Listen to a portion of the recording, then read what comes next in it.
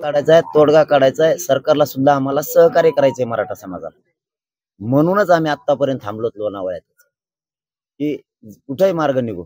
आझाद मैदानला जरी सुरू झालं आमरण उपोषण, त्यावेळी सुरू झाल्यावर आम्हाला आरक्षणच मिळणार आहे मराठा समाजाला. मग गावाकडे जावं लागेल ना.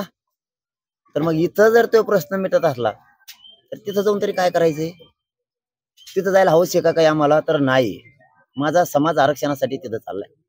आम्ही तोडगा निघावा म्हणून इथं आतापर्यंत थांबलो, पण तोडगा नाहीये त्याच्यात.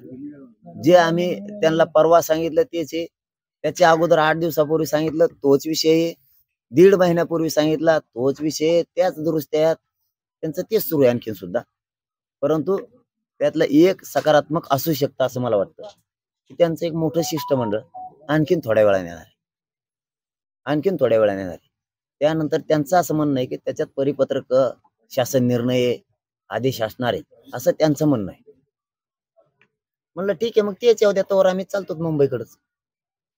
कारण इथं काही जणांच्या काही बाईटा आल्यात असं ऐकून बाईट आल्या आता ते गुलाल उधळणारे इथंच म्हणून लोणावळ्यात. आता मग आम्ही पण थांबलो. आम्हाला आरक्षणाचाच गुलाल उधळायचा आहे. म्हणजे एकूण चर्चेत काही नाहीये.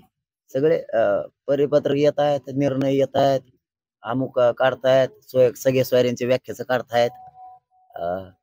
54 लाखांचा विषय काढतायत. 54 लाखांच्या नोंदी मिळाल्या त्या नातेवाईकांचा विषय काढतायत.